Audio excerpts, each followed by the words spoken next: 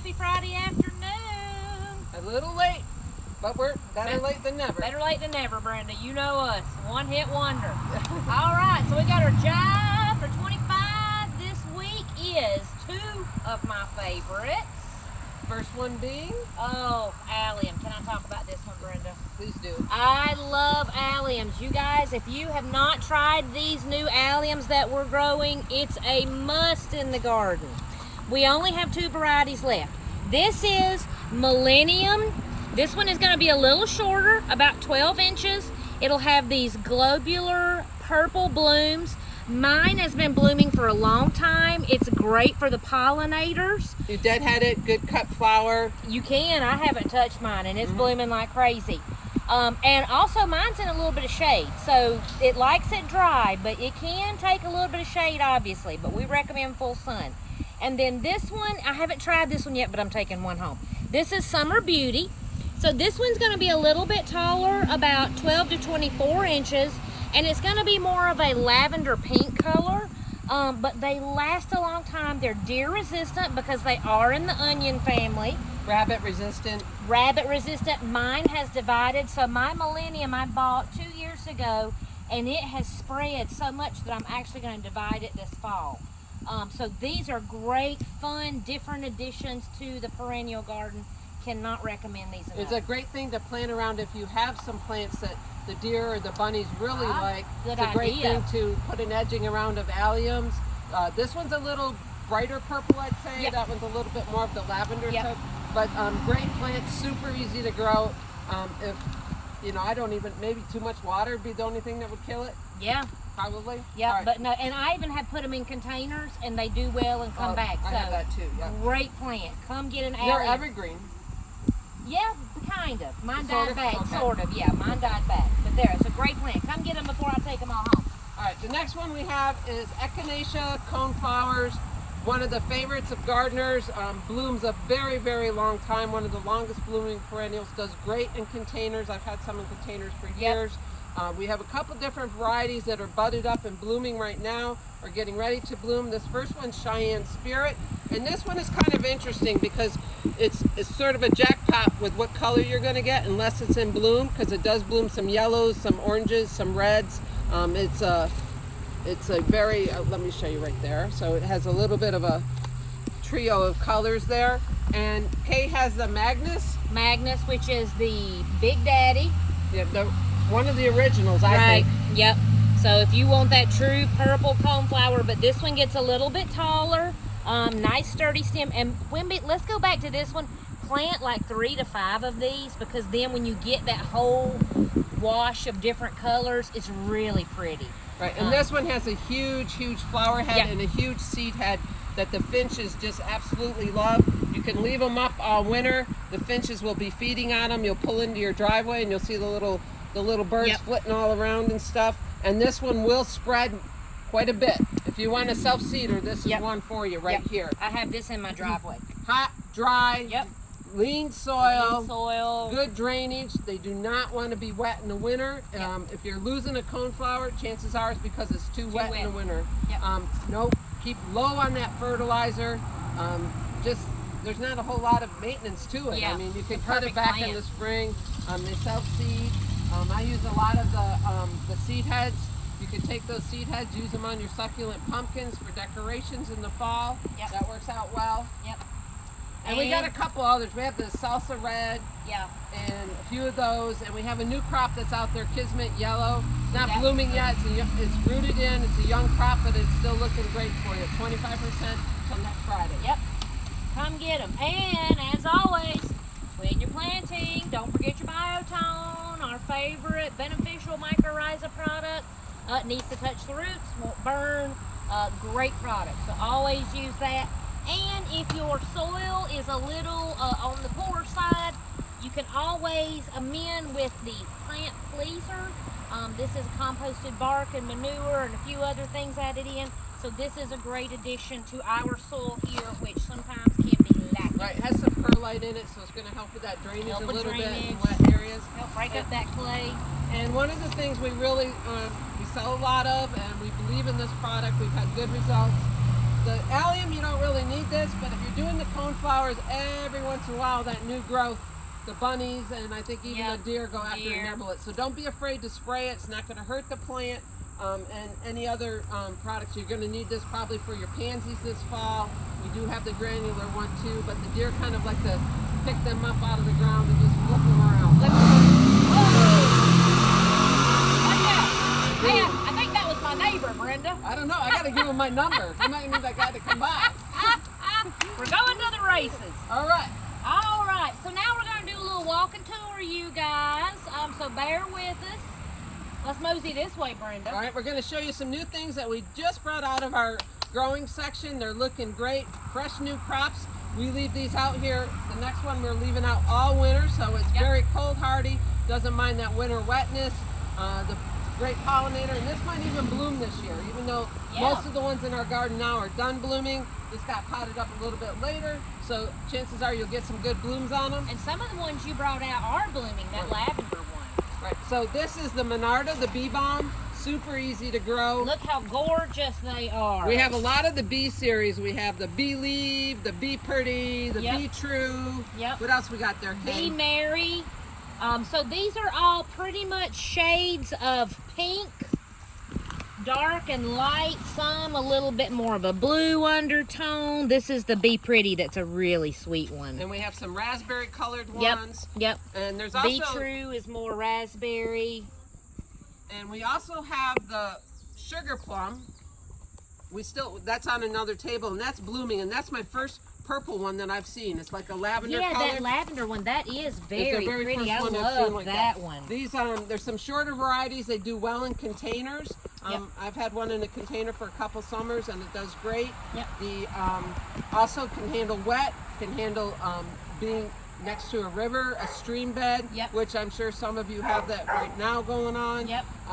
They're deer and rabbit resistant. The only, I'd say, negative thing is some of them can get powdery mildew. Powdery mildew, And what does that do to the plant, Kay? Well, it's really going to defoliate it. As you know, we've been dealing with powdery mildew a lot this year. So it will defoliate it. And we don't recommend cutting it back because it doesn't seem to come back very well once you do that, does it, when it gets the mildew? No, and it really doesn't hurt the plant. You know, the butterflies and the hummingbirds could care less about the leaves. Exactly. You know? They're not into that show. They're into that flower and that nectar. So I usually just leave mine alone. Let the bees and the butterflies and the hummingbirds enjoy it. I don't find cutting it. It doesn't rebloom from that same stem, but there'd be other flowers on different stems. Right. But yeah, that is something you have to deal with bee balm, but it's so worth it for the pollinators. If you plant it, just try to spread it out a little bit more than usual with your other perennials, and also give it some good sun. It does need moisture. Hot baking sun's not going to be happy. It does need a little moisture site. It can take part shade, but in my opinion, just light shade so it doesn't get that mildew. It gets to dry off before the nighttime comes. And this is deer resistant as well, isn't it? Because it has a real strong fragrance. It's from the mint family. Very strong fragrance. Okay, so come get bee balm. All right, what else we got, Brenda? I want to show them this one. Oh, love this. Because everyone gave me a hard time. Really? I searched 2 years for this plant. And then we brought it in, and it wasn't looking so great this spring. We cut it back, and look how beautiful this is. I do have this in my garden. It's a beautiful white flower, true white flower. It gets a little bit of a yellow center on it, and it will spread nicely. It's called the false aster. Astromea. Astromea, yeah. So this is a new one on me, but I love it. It's intermingled with my coneflowers, and I didn't plant it that way. Just kind of, they spread together and stuff, and it looks really pretty. I mean, it really makes them pop a little bit. So these are looking great. I'd highly recommend it. Very drought tolerant. Haven't had any issues with the animals with them either. Well, and that's fun that you say that. If you search for it for 2 years, then this is kind of hard to find. And you guys, if you're collectors or you love different stuff, that's what makes us special, because we do find you're not going to find that anywhere else. All right. We're so special, Brenda. I know. Special we are. All right. Coming up. Let's head into, this is our anemones, the fall bloomers. Love these. This is such an unexpected flower for the fall. And good gracious, girl, how many varieties did we grow? I think we have about 5 or 6 here. We got the do. Lady series. We got Lady Diana. We got Lady Emma. We got Lady Julia. Yep. And then we have the Snow Angel, which is the white variety. This one's really I can't pretty. wait to see that one. I know, that one's really neat. And that one's kind of short, only up to 2 feet, because some of mine get really tall. Right, and the Lady series tend to be a little bit shorter too. Yeah. And they really do, if you look, there's some of them are double flowers and single, but they do have a cute little bud on them. And when they're done flowering, that seed pod is really interesting too. Yeah, it's almost like when the sycamore ball blows open like a cotton ball. Yeah, and these take, I usually put mine in morning sun, afternoon shade. They do like some moisture. Some people can put them in full sun, but they do need moisture. They do not want to dry out. Right. I mean, if they dry out, you're in trouble. So don't let them dry out if you're putting them in full sun. If they're happy, they will spread. They will let you know it. Yes, as I can attest to that. And if And anybody Joanne wants can some, too. come in Right, and see and me. Joanne I don't can know too. so much about the smaller ones, but I do know the Arnaud Gilbert. Oh, yeah. Right, we have that old-fashioned white one that gets pretty tall, and there's also that Dany Swan That has the purple on the back. I love that. So these are great ones. These are deer resistant, rabbit resistant, great fall. They usually start blooming towards late August, mid to late August. Yeah, mine Ours are are just budded budding up now. Yep, and mine in the yard are budding up too. So it's a different flower than asters and mums if you want to kind of switch up your fall garden. And it's a long stem with just a 5-petal flower. Some of them Yep. are a little bit more of a double flower, but great, very interesting. They all look great. We got plenty of them. Yep. All right. Coming up this way. Going back this way. Nice backward walking, Brenda. Could you I'm skate? surprised- Can I'm you surprised you skate did- like that? I can. Did you ever skate Yes, backwards? I can. Wow, not Drag me. my foot and spin. Oh man, we need to go got it. roller skating one I day. forgot I'm from the North Country. I didn't say roller skating. I did some ice skating. Oh, no, I can't do ice. Rollerblading. All right. Oh, toad lilies. Tricertus. Oh, I love this plant. It is so unusual. Here's one that's open. Let's get it so Mindy Glue can come in close. Look how neat that is, you guys. Almost reminiscent of a little bit of a passion flower. It's in the orchid family. Yeah. Or lily family. I Lily should say. family. But just a great plant. And look, these are all buds on this. This is going to be loaded. And this is one that spreads as well. Right, and this one can take part shade, which means morning sun, afternoon Yep. shade, and it can take full shade. Yep. And it does spread. They recommend you can divide it every 2 to 3 years in the springtime. Joanne has a lot in her yard, doesn't she? And most of the time, if something blooms towards the fall, then you divide it in the spring. Yep. Good advice. And then this is a gorgeous one. This is Samurai. So this has this fun variegated foliage. So you know what I'm thinking this would be pretty with? That Sun King Aurelia that has this chartreusey yellow or some of the chartreuse hostas. And then this one has, check out this bloom, a nice hot pink. They all have the little spots on them. So they're just a great plant. All right. All right, Brenda's had to step off. She had a phone call. So we wanted to do the turtle head. There we go. Look, she's still bossing me around even from the back. All right, so turtle head is another great shade lover, kind of the wildflower look if you guys aren't familiar. We have a couple of varieties. Pink Temptation. So this one is going to be shorter, about 12 to 15 inches. Get the tag out. And then you'll have this fun, and it does look like a little turtle's head poking out from the shell. So that's always a lot of fun. And then the other one we have for you MASH fans out there, this is Hot Lips. You remember MASH, Mindy? Oh, I love MASH. Uh-huh. All right, so this one is really cool. It does have a little variegation right there at the edge of the flower.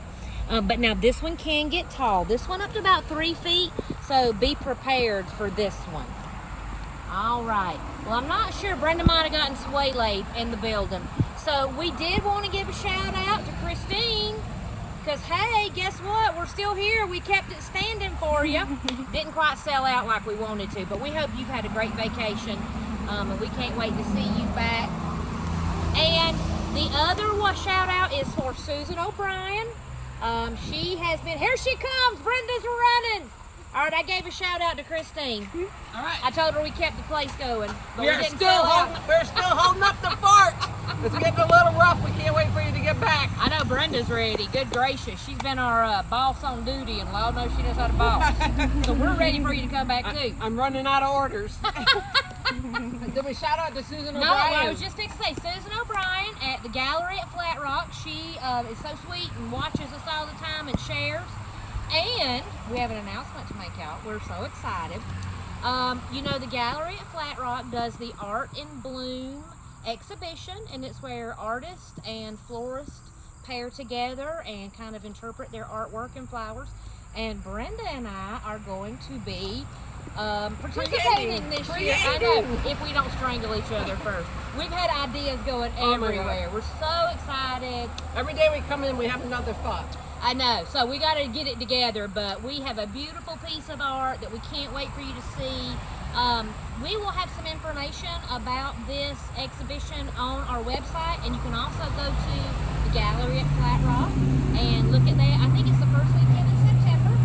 There is a ticketed event on Friday night, and then Saturday and Sunday, I think it's $5 to get in. I hope that's correct. But we are so excited and honored to be participating. Definitely. It is one of my most favorite events here in our town. If really you get a chance, go to that website and you can look at last year's entries. Yep. Amazing. Just the creativity and just the artwork is beautiful. I know. We both the florist end of it and the artist. It's very, very creative. We got to bring our A game, Brenda. All right. We're working on it. We're working on it, y'all. All right. You know us. Okay. I think that's it. So don't forget, Allium's coneflowers, 25% off this week. Come get them. It's a great opportunity. One more day of the Boss Away sales tomorrow. Lots of things going on. So just come on out and stop, and we'll show you around and see what we got on sale for you. I know Christine's going to be back Sunday, so party's over, y'all. Yeah, I know. All right, All right, everybody. See you next week. Bye. Bye.